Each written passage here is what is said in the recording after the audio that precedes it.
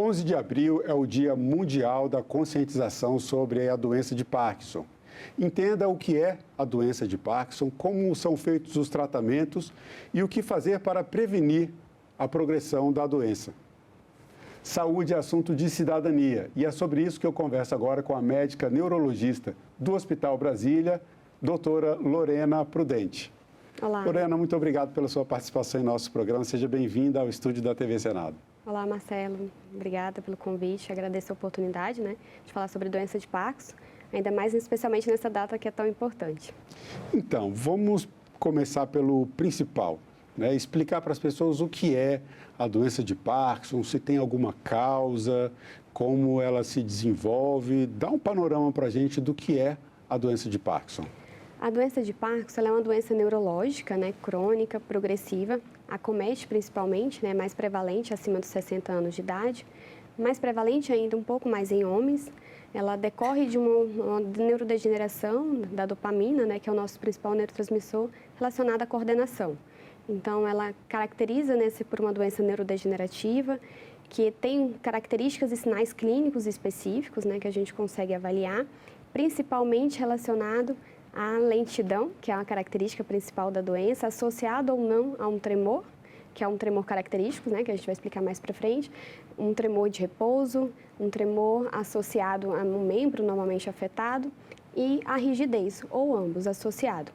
E também a sintomas não motores, que são sintomas que a gente pouco conhece, pouco se fala ainda sobre na doença de Parkinson, que são sintomas que muitas vezes antecedem os sintomas motores, que a gente tem a constipação intestinal, alteração de humor, então depressão, apatia, ansiedade, alteração de deglutição, alteração de olfato, que isso pode acontecer no início da doença e que muitas vezes a gente não detecta no início, detecta quando a gente já tem os sintomas motores que são mais evidentes.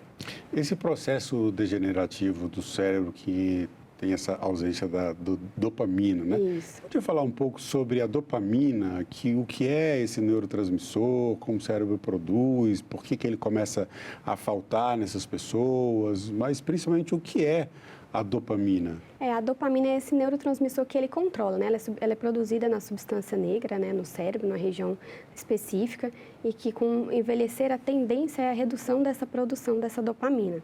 Existem fatores genéticos que podem predispor a essa redução e existem fatores que a gente ainda não conhece completamente a etiologia, o que leva à causa dessa redução.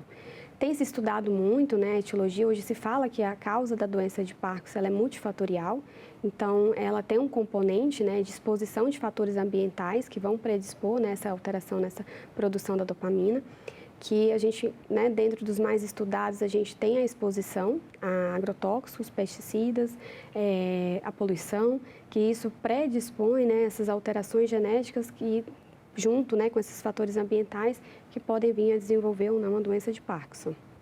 Agora, nós falávamos sobre isso um pouco antes de começar a entrevista. Nós temos a doença de Parkinson, propriamente dita, que é feita por um diagnóstico, a gente vai falar sobre isso aqui também, mas tem também a síndrome parkinsoniana e o parkinsonismo. O que são essas diferenças, O que a gente tem para trazer aqui para as pessoas sobre essas diferentes expressões e o que pode ser, às vezes, confundido com a doença e que, na verdade, não é? A síndrome parkinsoniana é quando a gente engloba os sintomas e sinais clínicos que a gente define como parkinsonismo. Então, a bradicinesia, que é a lentidão dos movimentos, que é caracterizado por uma lentidão assimétrica na doença de Parkinson, associado ou não a esse tremor, que entra como uma tríade, e a rigidez, que é uma sensação do membro que ele não consegue movimentar, é como se o membro ficasse travado, seja o membro superior, seja o membro inferior, associado mais na doença de Parkinson, é mais assimétrico. E o parkinsonismo, ele engloba esses sintomas, só que nem todo parkinsonismo é doença de Parkinson, nem toda síndrome parkinsoniana é uma doença de Parkinson, A doença de Parkinson, ela faz parte da síndrome parkinsoniana, ela entra dentro da síndrome parkinsoniana, mas existem outros parkinsonismos, que é o que a gente chama de parkinsonismos atípicos, em que também tem sintomas parkinsonianos, mas que tem uma evolução diferente da doença de Parkinson. Normalmente, na doença de Parkinson, o parkinsonismo ele é muito característico assimétrico. É um lado específico do corpo que começou com tremor, que começou com a lentidão, com a rigidez. Nos parkinsonismos atípicos, que são outras doenças também neurodegenerativas que levam ao parkinsonismo, costumam ser mais simétricos, esses sintomas. E eles costumam ter uma evolução mais agressiva, uma evolução mais rápida de outros sintomas de complicação da doença, inclusive estabilidade postural, quedas precoces, que isso a gente observa nos parkinsonismos atípicos, diferente na doença de Parkinson, que o paciente, a estabilidade postural, ela decorre ao longo da doença. Então, com 10, 12 anos de doença, que o paciente começa a ter mais desequilíbrio relacionado à doença de Parkinson. Já nesse parkinsonismo mais precoce, né, o parkinsonismo atípico, o paciente ele tem esses sintomas de instabilidade postural mais precoce, ele tem outras características também, né, que a gente consegue avaliar, mas muitas vezes os sintomas iniciais nos primeiros anos eles se confundem. Então, muitas vezes a gente fecha um diagnóstico de doença de Parkinson, mas dentro dos 5 anos, que é onde essa evolução a gente consegue definir bem, a doença de Parkinson ela define e o parkinsonismo atípico em outro. Mas também existe o parkinsonismo medicamentoso, né? Hoje a gente faz muito uso excessivo de alguns medicamentos que podem simular a doença de Parkinson. Então, mais conhecidos, São né? medicamentos que geram, por exemplo, tremores? Que geram tremores, assim? né? Que causam rigidez, que causam lentidão. São medicamentos que são usados muito pela labirintite, né? Que é o que a gente mais usa e tem visto, né? Assim, a população muito, né? Acaba se automedicando, então todos os sintomas de tontura, a pessoa acaba fazendo uso contínuo e frequente dessas medicações, que podem levar, né, a um parkinsonismo medicamentoso. Existem parkinsonismo também vascular, que envolve doenças estruturais que não a neurodegeneração, mas um processo vascular. Esse é um ponto interessante também, porque há algumas relações entre doenças que podem causar depois a doença de Parkinson, né? Ou algumas patologias. Eu não sei se realmente isso procede. Por exemplo, uma pessoa que tem um acidente vascular cerebral, uma pessoa que tem um derrame. As consequências de uma dessas situações podem futuramente causar a doença de Parkinson nesse paciente? Aí não é uma doença, aí é um parkinsonismo que o paciente vai ter, mas é um parkinsonismo de etiologia vascular, que é a lesão estrutural, né, a lesão decorrente de uma isquemia ou de um AVC hemorrágico, né, ele levou aquela lesão estrutural, não foi a redução da dopamina, né, a alteração na deposição, né, na formação da dopamina que levou a esses sintomas de Parkinson. Foram relacionados à lesão estrutural de células, né, os neurônios lá por conta do AVC, Entendi. seja ele hemorrágico ou isquêmico. Agora vamos para o diagnóstico, então, né? Com todas essas diferenças, com todas essas possibilidades de parkinsonismo atípico, os sintomas que às vezes são parecidos, mas às vezes é só uma tremulação, não é exatamente a doença de Parkinson. Como é feito o diagnóstico clínico da pessoa que tem a doença? O diagnóstico ainda ele é clínico. O diagnóstico da doença ele é clínico, ele é baseado em sintomas clínicos, com a história, uma anamnese bem detalhada, coletada pelo neurologista, associada a um exame clínico neurológico bem detalhado também. Existem, dentro do exame neurológico, que a gente consegue avaliar as características, né, do parkinsonismo. Então, o diagnóstico, ele envolve, né, o exame clínico muito bem detalhado, com esses sintomas, dessas histórias, né, dos sintomas pré-clínicos que a gente fala, associado aos sintomas motores. E o diagnóstico clínico, ele envolve, né, a observação muitas vezes sutil dos sintomas iniciais, com esse tremor, que é o tremor da doença de Parkinson. Ele é característico de um tremor de repouso, que é quando o paciente, por exemplo, está assistindo, né, a televisão, o jornal, o paciente está lá sentado e ele começa a ter um tremor distraído assistindo só de um lado, é um tremor, normalmente, que às vezes a gente fala em contar de pílulas, né, um paciente, ele começa a ter um discreto tremor nos dedos, das mãos, inicialmente em uma mão, né, assimétrico. Isso, quando você fala em repouso, desculpa, que é interessante porque não é exatamente quando a pessoa está dormindo, né? Não. O repouso pode ser num momento de descontração, está vendo ali andando, o paciente, muitas vezes a gente coloca os pacientes para andar, porque é quando o paciente relaxa, né, a gente consegue ver, às vezes, principalmente na marcha, além do tremor, a lentidão, a gente consegue ver que a marcha é um pouco mais lentificada, os pés, né, que a gente chama de pequenos passos, né, a marcha de pequenos passos. O paciente ele começa a reduzir a velocidade e a amplitude dos passos. Então, a gente consegue ver junto com essa velocidade, esse caminhar, a redução do balançar do braço, que aí vem a lentidão também. O braço, ele, né, a gente tem movimentos, né, durante a marcha que a gente consegue avaliar. E quando na doença de Parkinson, o paciente, a família começa a notar, não, doutor, eu estou observando que ele está mexendo menos o braço na hora que ele vai andar. quando ele vai vestir, ou ele vai comer, ele está mais lentificado, parece que ele está devagar, né? E a gente, nessa lentidão, que é a principal característica, associada ou não ao tremor e à rigidez, que é que a gente consegue, né, dentro do exame clínico, avaliar. Você comentou também sobre outros sinais que começam, já que é uma doença que ela tem um espaço de tempo muito grande, Isso. né? Esses fatores motores, né? Esses sintomas motores, eles vão acontecer quando a pessoa já tem 5, 10 anos da doença. Quais são os primeiros sintomas e, normalmente, em que idade que isso acontece, né? Sobre esses outros que você havia comentado, não motores. Normalmente, a gente fala assim, numa fase pré-clínica, uns 10 anos antes, né? O paciente começa a ter essa alteração de um hábito intestinal constipado, alteração do olfato, né? O paciente, ele perde o olfato, né? Ele começa a ter essa alteração do olfato, fala, nunca sente o cheiro da comida que eu faço, ou eu passo um perfume e ele não sente. Então, normalmente, tem associado esses sintomas depressivos, mas que não estão dentro de um transtorno depressivo relacionado a um transtorno psiquiátrico, alteração da deglutição, a disfagia, né, que é uma alteração, isso também são sintomas, né, que antecedem.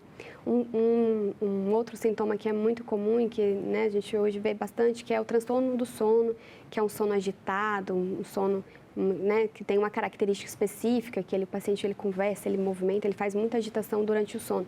Aí quando eu pergunto sobre o sono, o familiar fala, não, ele conversa há muito tempo, não, muito antes de ter tudo isso.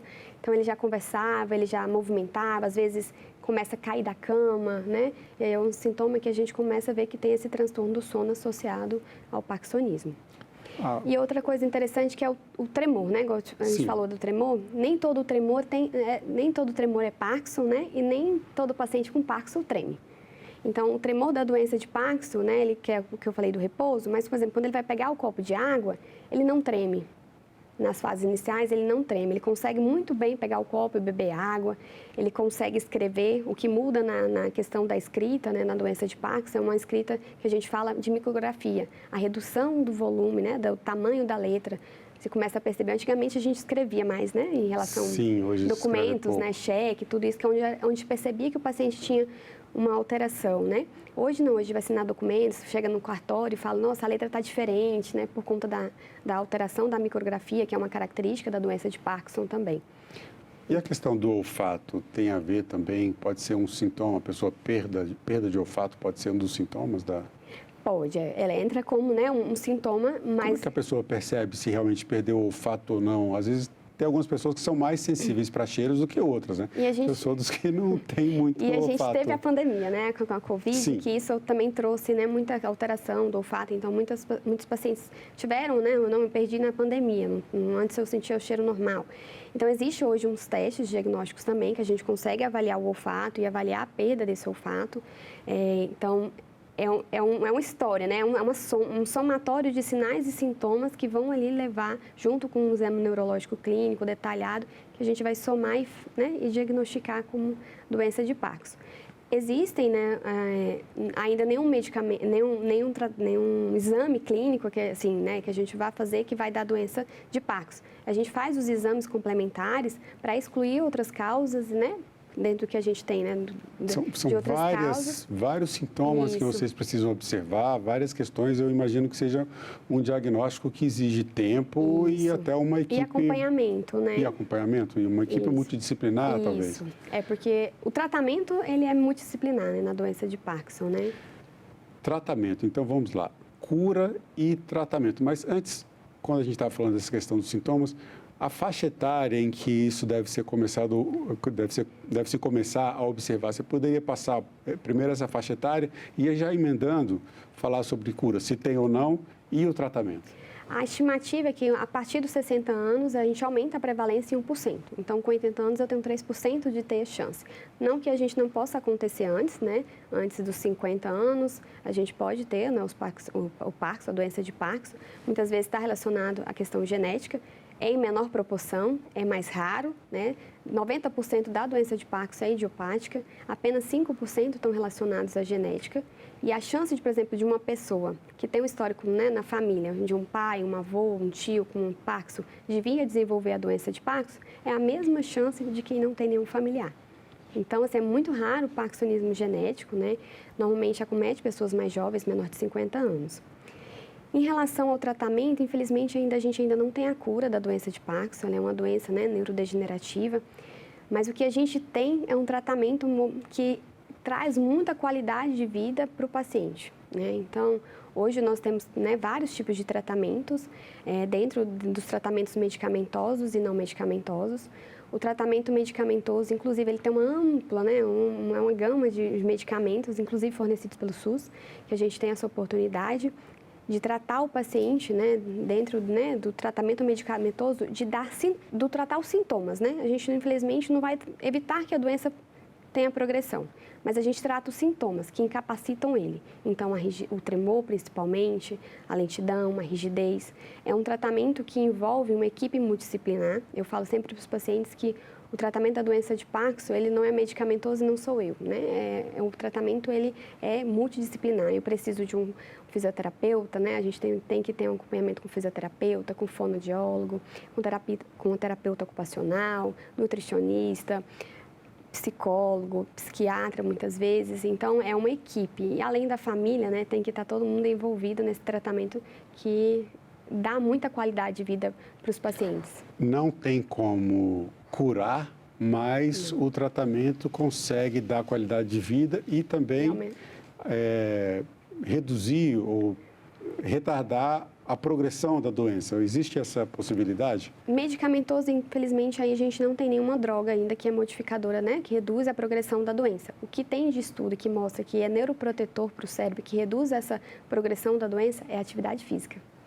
Chegamos num ponto importante, porque isso também é uma forma de prevenir. Isso, eu falo que, né, o tratamento é medicamentoso, equipe multi e atividade física. A atividade física, ela não é uma orientação médica na doença de Parkinson, ela é um tratamento da doença de Parkinson, porque os estudos foram bem evidentes, né, mostrando esse benefício da atividade física para o paciente com doença de Parkinson. Existe um gráfico dentro dos estudos que ele mostra a evolução de um paciente, né, que tem doença de Parkinson e que faz atividade física diária do paciente que não faz atividade física diária. Então, a evolução é muito menor, é muito mais lenta, né? A gente consegue retardar a evolução da doença em quem faz atividade física, em quem tem uma boa alimentação.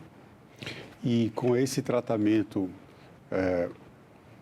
existe também um tratamento cirúrgico. Quando é que se chega a esse ponto e quais os resultados que uma intervenção cirúrgica pode trazer para o paciente?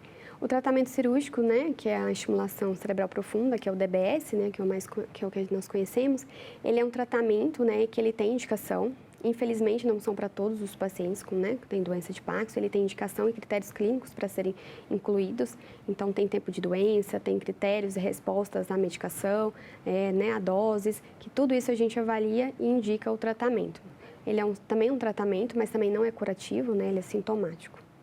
Agora, voltando numa questão de prevenção, né? As atividades físicas, por exemplo, elas são recomendadas, como você trouxe aqui para a gente, como uma forma de dar qualidade de vida, de manter a pessoa longe dos sintomas, né? Ou livre dos sintomas motores, principalmente, por mais tempo. Isso. Teve uma questão que me chamou a atenção. Você falou que nessa equipe multidisciplinar você tem psiquiatras e psicólogos. A questão da depressão associada ao Parkinson, isso é uma questão biológica ou tem um sentido mais psicológico mesmo, devido aos efeitos que a doença tem, que pode causar uma fobia social, alguma coisa do tipo? Tem os dois. A questão biológica mesmo, né, relacionada, né, à questão de neurotransmissor, mas também ao fato dessa redução da sociabilidade. Então, por isso que, né, é tão importante o tratamento, porque, como eu falei, né, a gente às vezes tem que diferenciar muitas vezes, né, do transtorno, a depressão está relacionado, né, à doença em si, à patologia da doença, ou ao estigma da doença, quando ele diagnostica uma doença, né, porque ainda é muito, infelizmente, ainda é muito estigmatizado, né, a doença de Parkinson.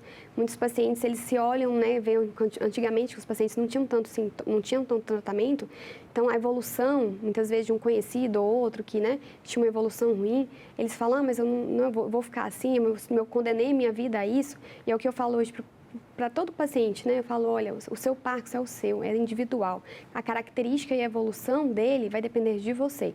Então, não se comparem a, né, um colega, né, um conhecido que teve uma doença de Parkinson. Por quê? Porque o seu Parkinson não necessariamente vai evoluir daquela forma. Então, tentar tirar isso, porque né, você saber que você tem uma doença que, infelizmente, não tem cura, que tem uma neurodegeneração, uma progressão de doença, que isso vai te limitar, infelizmente, alguns, né, afazeres mais para frente, mas que você poder retardar isso de forma eficaz, fazendo um tratamento, né, adequado, um acompanhamento, isso traz esperança, né? Eu tenho pacientes que trabalham, né, ativamente, fazem atividade física, correm, fazem esportes, então vivem normal. É questão, né, de que a gente entender que a gente tem que desmistificar, né, esses estigmas ruins que tem pela doença de Parkinson, mostrar que por trás da doença a gente tem, né, todo um ser humano que está ali a fim de vencer. Os pacientes, eles são muito determinados, quando eles entendem que eles fazem parte do processo da mudança, né, da evolução da doença, eles, né, fazem de tudo. Eu quero melhorar, eu quero ficar bem, eu quero, né, poder participar da social, né, com minha família, porque muitas vezes isso leva também à perda de socialização, né? Então, fica com vergonha de sair para almoçar, porque às vezes está andando mais lentificado, o familiar fica ali, está a marcha mais lenta, às vezes está tremendo, às vezes está rígido, fica com dificuldade para levantar da cadeira.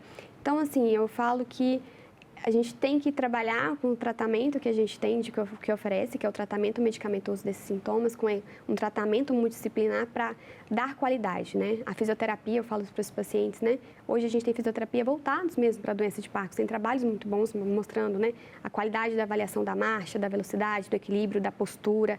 Então, tudo isso vai dando qualidade e mantendo o paciente ali ativo na sua vida, né? Funcional mesmo. Sim, embora não tendo uma causa específica, é difícil ainda encontrar a origem da doença de Parkinson, essas questões de atividade física, voltando, né, no ponto em que eu ia perguntar, ajudam no tratamento. Ajuda.